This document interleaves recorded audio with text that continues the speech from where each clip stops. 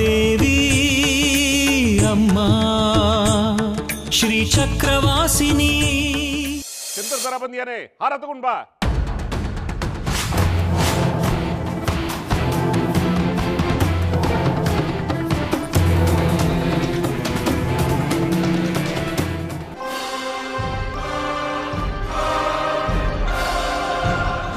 ತಂಗಿ ವೈಜಯಂತಿ ನಿಧಾನವಾಗಿ ಬರ್ತಾರೆ. ಎರಡೆರಡು ಬಿರುಗಾಳಿ ಒಟ್ಟಿಗೆ ಬಂದ್ರೆ ತಡ್ಕೊಳ್ಳೋ ಶಕ್ತಿ ನಿಮಗಿರ್ಬೇಕಲ್ಲ.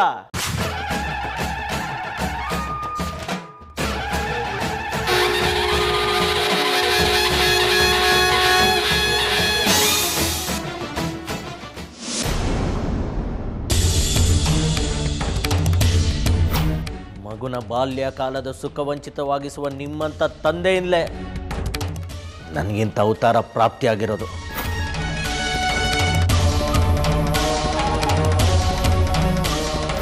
ತಾನೇ ಜನ್ಮ ಕೊಟ್ಟ ಮಗನಿಗೆ ಆಸರೆ ಕೊಡೋದು ಬಿಟ್ಟು ಸಿದ್ಧಿಯಂತೆ ಸಾಧನೆಯಂತೆ ತನ್ನನ್ನೇ ಮೀರಿಸುವ ಮೇಧಾವಿ ಆಗಬೇಕು ಅಂತ ತಂಗಿ ಮನೆಗೆ ಬಿಟ್ಟನಂತೆ.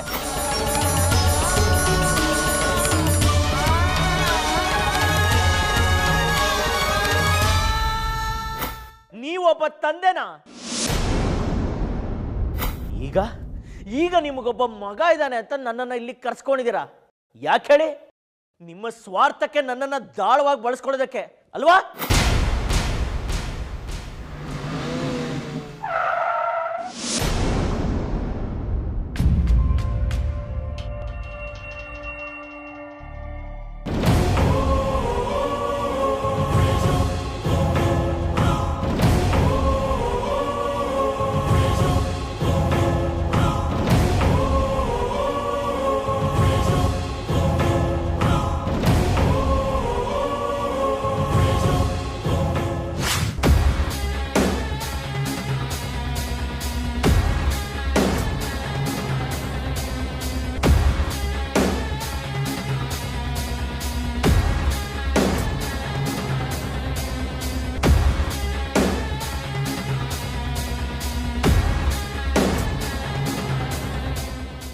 ವೈಜಯಂತಿ, ಯಾರೂ ಇಲ್ವಾ ಬಾಗಿಲು ತೆಗೆಯೋರು?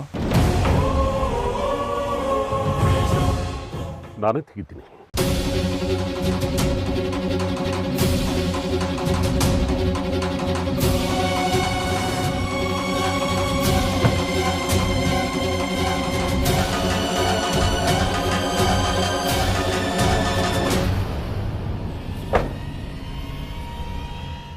ಅರ್ಸನ್ ಥರ ಇದ್ದವನು ಆಳಿನ ಮನಸ್ಥಿತಿ ಬಂದಿದೆ.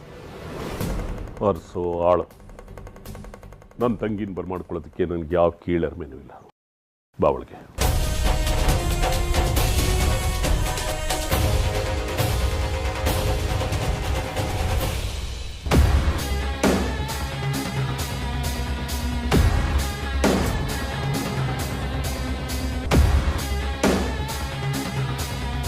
ಹೇಗಿದೆಯಾ? 24 ವರ್ಷ ಆಯಿತು ನನ್ನ ನೋಡಿದೆ. ಅವಶ್ಯಕತೆ ಇಲ್ಲದೆ ಹೋದರೆ ಮನುಷ್ಯಂಗೆ ಯಾರ ಅನಿವಾರ್ಯತೆಯೂ ಇಲ್ಲ. ತಂಗಿನೇ ಇರ್ಬೋದು, ತಂದೆನೇ ಇರ್ಬೋದು. ನೀನು ಹೇಗಿದೆಯಾ?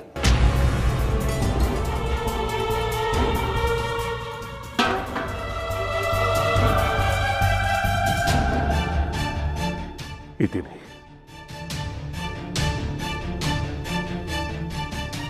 ನೆಮ್ಮದಿ ನಾಪತ್ತೆ ಆಗಿರೋದು ಮುಖದಲ್ಲಿ ಗೋಚರಿಸ್ತಾ ಇದೆ.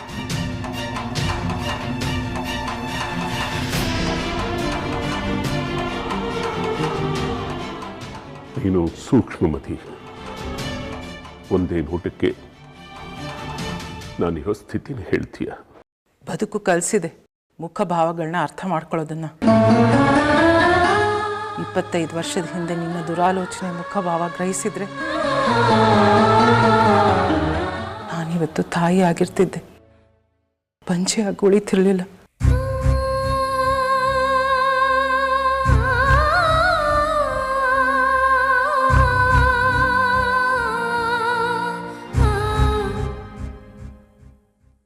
ಅವತ್ತಿನ ಸಂದರ್ಭ,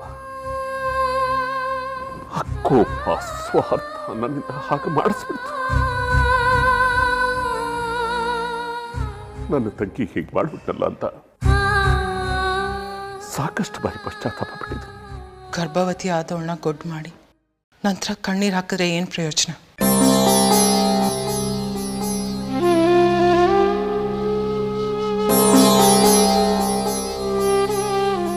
ಚಂದ್ರಧರನು ನನ್ನ ವಿರುದ್ಧ ಕಾರ್ತಾನೆ. ನೀನಾದ್ರೂ ನನ್ನ ಜೊತೆಲಿ ಇರ್ತೀಯ ಅನ್ಕೊಂಡೆ. ವ್ಯಾವಹಾರಿಕವಾಗಿ ನಾನು ಯಾವತ್ತೂ ನಿನ್ನ ಜೊತೆ ಇರ್ತೀನಿ. ಭಾವನಾತ್ಮಕವಾಗಿ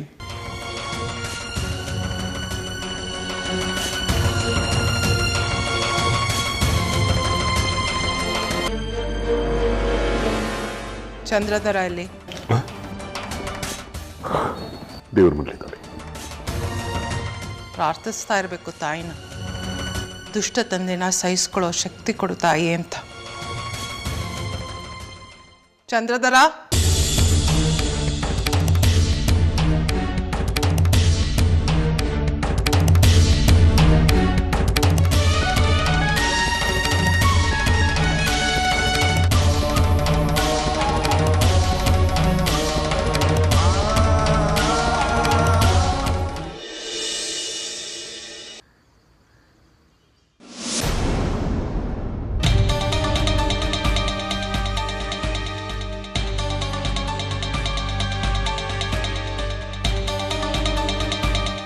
ಅತ್ತೆ, ಈ ಮನುಷ್ಯನ್ ಕೇಳಿ ಈ ಥರ ಕರೆದು ಮೌನವಾಗಿ ಕೂತಿರೋ ಔಚಿತ್ಯ ಏನು ಅಂತ. ಮಾತು ಸತ್ತೋಗಿದ್ರೆ ನಾನು ಇಲ್ಲಿಂದ ಹೊರಟೋಗ್ತೇನೆ. ಈ ಮನುಷ್ಯನ ಜೊತೆ ಮೌನನೂ ಸಹ್ಯ ಇಲ್ಲ ನನಗೆ. ತಾಳ್ಮೆ ಚಂದ್ರ, ವಿಚಾರ್ಸಕ್ ನಾನಿಲ್ವಾ?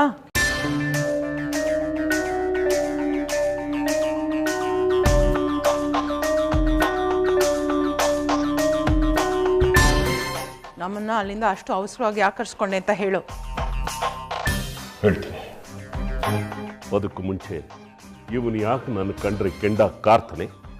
ಇವನ ನನ್ನ ಸಂಬಂಧ ಸರ್ ಹೋಗೋದಕ್ಕೆ ಸಾಧ್ಯನೇ ಇಲ್ವಾ? ಮೊದಲು ವಿಷಯಕ್ಕೆ ಬರಕ್ಕೆ ಹೇಳಿ ಅತ್ತೆ. ವಿಷಯಕ್ಕೆ ಬರ್ತೇನೆ. ಕೂಗಾಡಬಾರ್ದು. ನನಗೆ ನಿಮ್ಮಿಂದ ಒಂದು ಸಹಾಯ ಆಗಬೇಕು. ಅದು ಅಸಾಧ್ಯ, ಅಸಾಧಾರಣವಾದ ಕೆಲಸ. ಅದಕ್ಕೆ ನಿಮ್ಮ ಬೆಂಬಲ ಬೇಕು. ಅದಕ್ಕೆ ಕೊರೆಸ್ಕೊಂಡಿದ್ದೀನಿ. ಹೇಳು, ಯಾರನ್ನಾದ್ರೂ ವಶೀಕರಣ ಮಾಡ್ಬೇಕಾ ಅಥವಾ ರಕ್ತಕಾರಿ ಸಾಯೋಗಿ ಮಾಡ್ಬೇಕಾ? ಏನು ಬೇಕಾಗಿಲ್ಲ. ಮೇಲೆ ಬೈಬಾರ್ದು.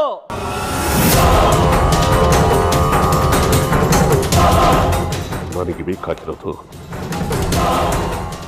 ಶ್ರೀಚಕ್ರ. ಶ್ರೀಚಕ್ರದ ಆಸೆ ಈ ಮನುಷ್ಯ ಬಿಡಲ್ಲ. ಅದು ಈ ಮನುಷ್ಯಂಗೆ ಸಿಗಲ್ಲ. ನೀ ಸುಮ್ಮನೆ ಇರೋ ಚಂದ್ರ. ನಾವು ಸಹಾಯ ಮಾಡಕ್ಕೆ ಅಂತ ಬಂದಿದ್ದೀವಿ. ಸಹಾಯ ಮಾಡಿ ಹೋಗೋಣ. ನೀ ಹೇಳೋ. ವಿಷಯ ಇಷ್ಟೇ. ಜನ್ಮ ಜನ್ಮಾಂತರಗಳಿಂದ ಶ್ರೀಚಕ್ರಕ್ಕೋಸ್ಕರ ನಾನು ಎಷ್ಟು ಹೋರಾಟ ಮಾಡ್ತಾ ಇದ್ದೀನಿ ಅನ್ನೋದು ನಿಮಗೂ ಗೊತ್ತು. ಈ ಜನ್ಮದಲ್ಲಿ ಕೂಡ ಹೋರಾಡ್ತಾನೆ ಇದ್ದೀನಿ. ಆದರೆ ನನ್ನ ಕೈವಶವಾಯಿತು ಅನ್ನೋಷ್ಟರಲ್ಲಿ ಅದು ಕೈ ತಪ್ಪಿಸ್ಕೊಂಡು ಹೋಗ್ತಾ ಇದೆ. ಈ ಸಾರ್ತಿ ಶ್ರೀಚಕ್ರ ಆಟ ಆಡೋದಕ್ಕೆ ಸಾಧ್ಯನೇ ಇಲ್ಲ. ಯಾಕೆಂದ್ರೆ ಅದು ಮತ್ತೊಂದು ರೂಪವನ್ನು ಪಡ್ಕೊಳ್ತಾ ಇದೆ. ಈ ಊರಿನ ಪ್ರಸಾದದ ಶೇಖರಿ ಎನ್ನುವರ ಮಗಳು ಜಾಜಿ ಹೊಟ್ಟೆನಲ್ಲಿ ಗರ್ಭ ಸಂಜಾತವಾಗಿ ಇಲ್ಲಿಂದ 10ನೇ ಹುಣ್ಣಿಮೆಗೆ ಶಿಶುವಾಗಿ ಜನನ ಪಡಿತಾ ಇದೆ. ಹಾಗೆ ಶಿಶುವಾಗಿ ಜನಿಸೋ ಶ್ರೀಚಕ್ರ ಸ್ವರೂಪಿ ಮಗು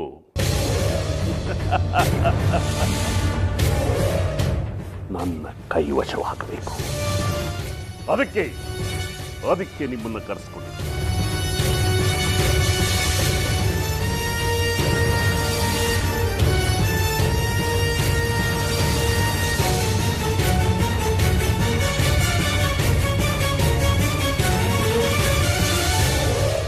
ಅದಕ್ಕೆ ನಾವೇನು ಮಾಡಬೇಕು?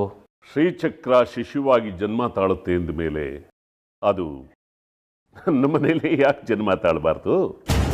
ಅದಕ್ಕೆ ನಿನ್ನ ಸಹಕಾರ ಬೇಕು. ಯಾವ ರೀತಿ?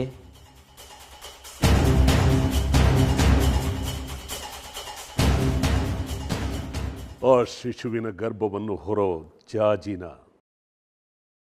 ನೀನು ಮದುವೆ ಆಗಬೇಕು.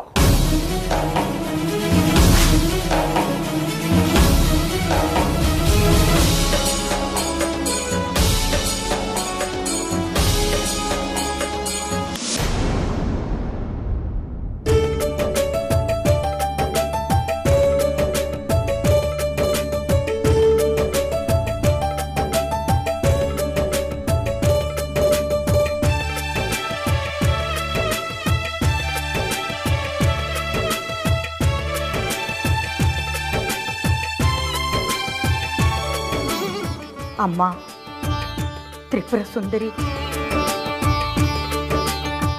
ಬರೋ ಗಂಡು ಅನುರೂಪನಾಗಿದ್ದು ನಮ್ಮ ಜಾಜಿನ ಮೆಚ್ಚಿ ಮದುವೆಯಾಗಿ ನಮ್ಮ ಯಜಮಾನರ ಆಸೆ ನೆರವೇರೋ ಹಾಗೆ ಮಾಡಿದ್ರೆ ನಿನಗೆ 21 ದಿನ ತುಪ್ಪದ ದೀಪ ಹಚ್ತೀನಿ ತಾಯಿ.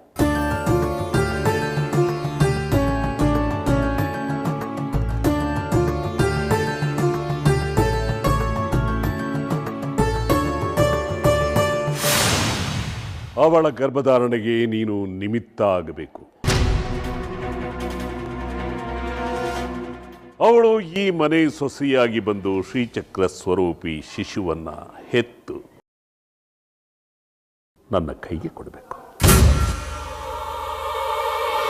ಆಕಾಶದಿಂದ ಶ್ರೀಚಕ್ರ ಸ್ವರೂಪಿ ಶಿಶು ನನ್ನ ಅಂಗೈಲಾಡುತ್ತೆ, ನಾನು ಹೇಳ್ದಾಗ ಆಡುತ್ತೆ, ನನ್ನ ತೊಡೆ ಮೇಲೆ ಮಲ್ಕೊಳ್ಳುತ್ತೆ, ನನ್ನ ಮಾತನ್ನು ಕೇಳುತ್ತೆ, ನನ್ನ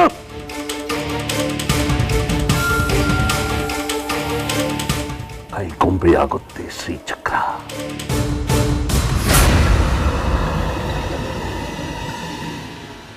ಹೇಳು ಚಂದ್ರ, ನನ್ನ ಮಾತನ್ನು ನಡೆಸ್ಕೊಡ್ತೀಯಾ? ಚಾಚಿನ ಮದುವೆ ಆಗ್ತೀಯಾ? ನನ್ನ ಮಾತನ್ನು ನೆರವೇರಿಸ್ಕೊಡ್ತೀಯಾ? ನೆರವೇರಿಸ್ತಾನೆ. ಅತ್ತೆ, ಇವರ ಶ್ರೀಚಕ್ರದ ಆಸೆಗೆ ನಾನು ಮದುವೆ ಆಗಿ ನಾನೇ ನನ್ನ ಬದುಕನ್ನ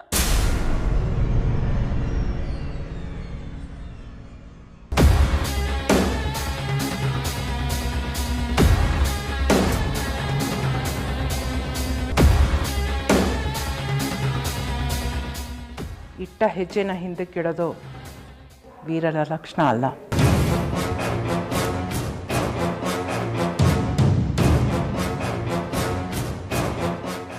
ನೀನು ಮದುವೆ ಸಿದ್ಧತೆಗಳನ್ನ ಮಾಡ್ಕೊ.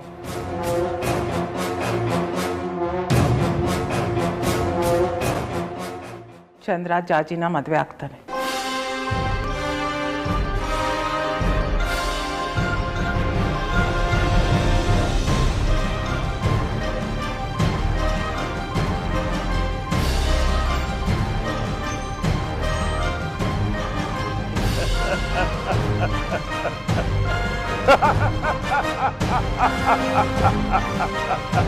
ವಿರೂಪಾಕ್ಷ,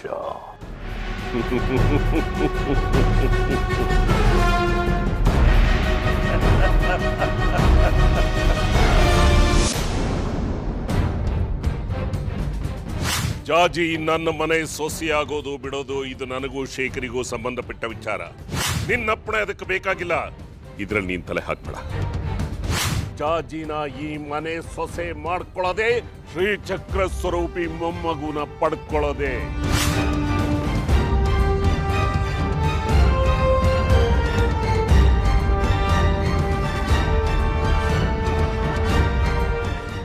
ಶ್ರೀಚಕ್ರ ನಿನಗೆ ಸಿಗುತ್ತೆ ಅಂತ ಕನಸು ಕಾಣ್ಕೊಂಡು ಹೀಗೆಲ್ಲ ಮಾತಾಡ್ತಾ ಇದೀಯಾ? ನಿನ್ನ ಈ ಕನಸು ಕನಸಾಗೆ ಉಳುತ್ತೆ.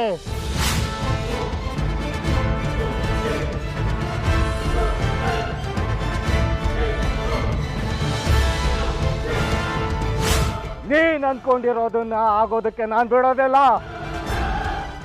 ನೀನಿನ್ನು ಮಣ್ಣು ಸೇರೋ ದಿನಗಳನ್ನ ಎಣಿಸ್ಕೋ. ಗುರುಗಳೇ, ಏನು ಯೋಚನೆ ಮಾಡ್ತಿದ್ದೀರಾ ಗುರುಗಳೇ? ನೀನು ತಡ ಮಾಡಿದ್ರೆ ಪ್ರಯೋಜನ ಇಲ್ಲ. ನಾವೀಗ ಏನಾದರೂ ಒಂದು ಮಾಡಲೇಬೇಕು. ಇಲ್ಲ ಅಂದರೆ ಆ ವಿರೂಪಾಕ್ಷ ಶಾಸ್ತ್ರಿಗಳು ಆ ಶೇಖರಿ ಮನೆ ಸಂಬಂಧನ ಮಾಡೇ ತೀರ್ತಾರೆ. ಹಾಗಾಗಬಾರ್ದು ಮಣಿಕಂಠ. ಹಾಗಾಗೋದನ್ನ ನಾವು ತಡಿಬೇಕು. ಹೌದು ಗುರುಗಳೇ, ನಾವೇನಾದರೂ ಮಾಡೋದಿದ್ರೆ ಈಗಲೇ ಮಾಡಬೇಕು. ಇಲ್ಲ ಅಂದರೆ ನಾವೇ ಮೂರನೇವರಾಗ್ಬಿಡ್ತೀವಿ.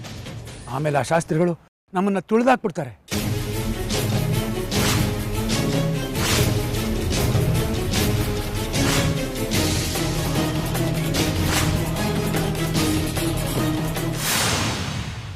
ಏನಂದ್ರೆ ಇದೇನು ಹೀಗೆ ಕೂತ್ಬಿಟ್ಟಿದ್ದೀರಲ್ಲ? ಹುಡುಗ ಬರೋ ಹೊತ್ತಾಯ್ತು, ಮನೇಲಿ ಹಾಕೋ ಬಟ್ಟೆಲೆ ಕೂತಿದ್ದೀರಲ್ಲ, ಬೇಗ ಹೋಗಿ ಬಟ್ಟೆ ಬದಲಾಯಿಸ್ಕೊಂಬನ್ನಿ. ನನಗೆ ಯಾವ ಬಟ್ಟೆ ಆದರೆ ಏನು ಲಕ್ಷ್ಮಿ, ಮೊದಲು ಜಾಜಿ ಸಿದ್ಧವಾಗಿದ್ದಾಳ ನೋಡು. ಲಲಿತಾ,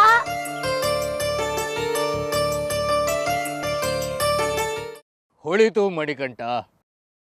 ಆ ವಿರೂಪಾಕ್ಷನಿಗೆ ತಕ್ಕ ಶಾಸ್ತಿ ಮಾಡೋದು ಹೇಗಂತ ಹೊಳಿತು. ಏನು ಗುರುಗಳೇ, ಏನು ಹೊಳಿತು ಗುರುಗಳೇ? ನೀನೇನು ಯೋಚನೆ ಮಾಡಬೇಡ ಮಣಿಕಂಠ. ಆ ವಿರೂಪಾಕ್ಷನ್ನ ಹೇಗೆ ಹಣಿಯೋದಂತ ನನಗೆ ಗೊತ್ತಾಯ್ತು. ವಿರೂಪಾಕ್ಷ ತನ್ನ ಮಗನಿಗೆ ಜಾಜಿನ ಹೇಗೆ ತಂದ್ಕೋತಾನೋ, ನಾನು ನೋಡೇ ಬಿಡ್ತೇನೆ.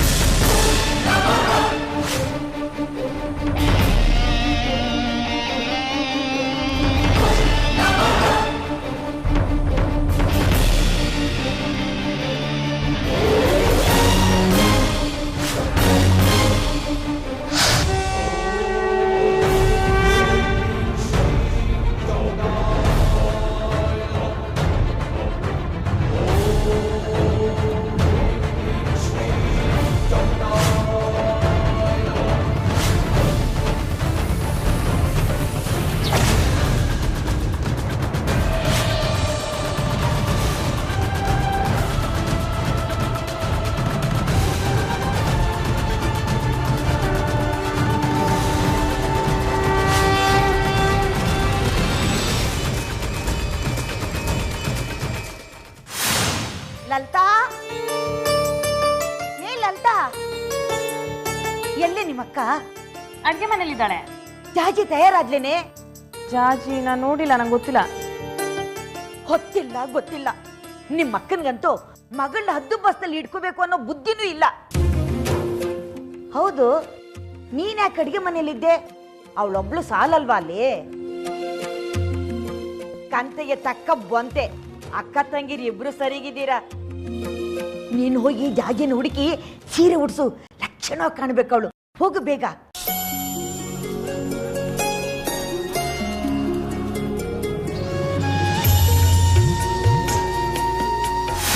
ಅವರೇನೋ ಮಗನ ಕರೆಸ್ತೀನಿ ಅಂತಾರೆ, ಆದ್ರೆ ನೀವೇನ್ ಮಾಡ್ತೀರಿ? ಜಾಜಿ ಜೊತೆ ಮದುವೆ ಮಾಡಿಸೋದಕ್ಕೆ ವಿರೂಪಾಕ್ಷ ತನ್ನ ಮಗನನ್ನ ಕರೆಸೋದಾದ್ರೆ ನಾನು ಯಾಕೆ ನನ್ನ ತಮ್ಮನನ್ನ ಕರೆಸಬಾರ್ದು?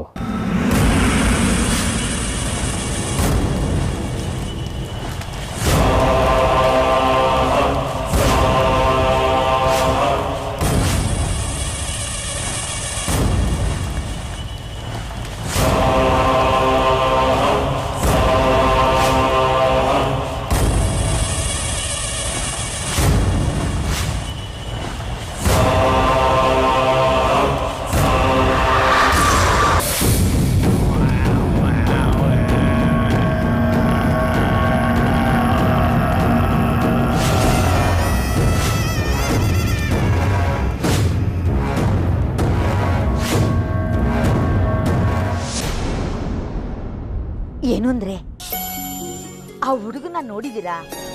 ಚೆನ್ನಾಗಿದ್ದಾನ? ನಮ್ ಜಾಜಿಗೆ ಸರಿ ಹೋಗ್ತಾನ? ಅವನು ಚಿಕ್ಕವನಿದ್ದಾಗ ನೋಡಿದ್ದು, ಹತ್ರ 20 ವರ್ಷಗಳೇ ಆಗೋಗಿದೆ. ಈಗೇನಿದ್ರು ವರ್ತಮಾನಗಳಷ್ಟೇ ಕೇಳಿರೋದು. ಹೌದು ಮಣಿಕಂಠ, ನಾನು ನನ್ನ ತಮ್ಮನ್ ಕರೆಸ್ತೇನೆ, ಸಂಬಂಧ ಕುದುರಿಸ್ತೇನೆ, ಜಾಜಿ ಜೊತೆ ಅವನ ಮದುವೆ ಮಾಡಿಸ್ತೇನೆ. ವಿರೂಪಾಕ್ಷನಾದರೂ ಹೊರಗಿನವನು, ನಾನು ಲಲಿತಕ್ಕನಿಗೆ ಸೋದರ ಸಂಬಂಧಿ. ಮನೆ ಒಳಗಿನವ್ ನಾನು, ನನ್ನ ಮಾತಿಗೆ ತೂಕ ಜಾಸ್ತಿ. ಆದ್ರೆ ಗುರುಗಳೇ, ನಿಮ್ ತಮ್ಮನೂ ಇದಾನ? ತಮ್ಮ ಅಂದ್ರೆ ರಕ್ತ ಹಂಚ್ಕೊಂಡವನೇ ಆಗಿರ್ಬೇಕಾ ಮಣಿಕಂಠ? ಈ ಹುಡುಗ ನನ್ನ ಮಾನಸ ಸಹೋದರ, ನನ್ನ ಶಿಷ್ಯ.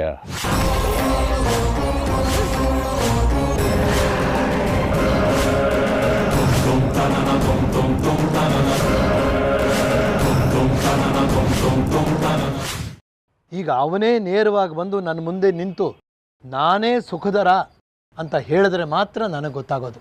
ಅಷ್ಟು ಬೆಳೆದು ಬಿಟ್ಟಿರ್ತಾನೆ ಈಗ ಅವನು. ಮೈ ಬಣ್ಣ ಮಾತ್ರ ಬೆಳ್ಳಗಿದೆ ಅಂತ ಗೊತ್ತು. ಇನ್ನೇನು ಸ್ವಲ್ಪ ಹೊತ್ತು ಅವನೇ ಬರ್ತಾನಲ್ಲ, ನೋಡಿ ತಿಳ್ಕೊಂಡ್ರೆ ಆಯ್ತು. ನಮ್ಮ ಜಾಜಿಗಂತೂ ಹೇಳಿ ಮಾಡಿಸಿದಂಥ ಜೋಡಿ ಅಂತ ಗೊತ್ತಾಗುತ್ತೆ.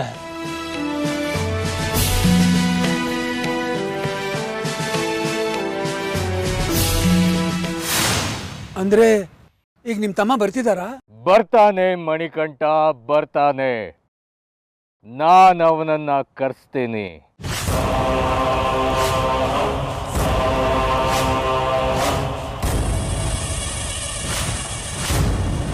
ವಿರೂಪಾಕ್ಷ ಮತ್ತೆ ಆ ತ್ರಿಪುರ ಸುಂದರಿ ಅಮ್ಮನವರ ಅಟ್ಟಹಾಸನ ಮೆಟ್ಟಿ ನಿಲ್ಲೋಕೆ ಬರ್ತಿದ್ದಾನೆ ಅವನು.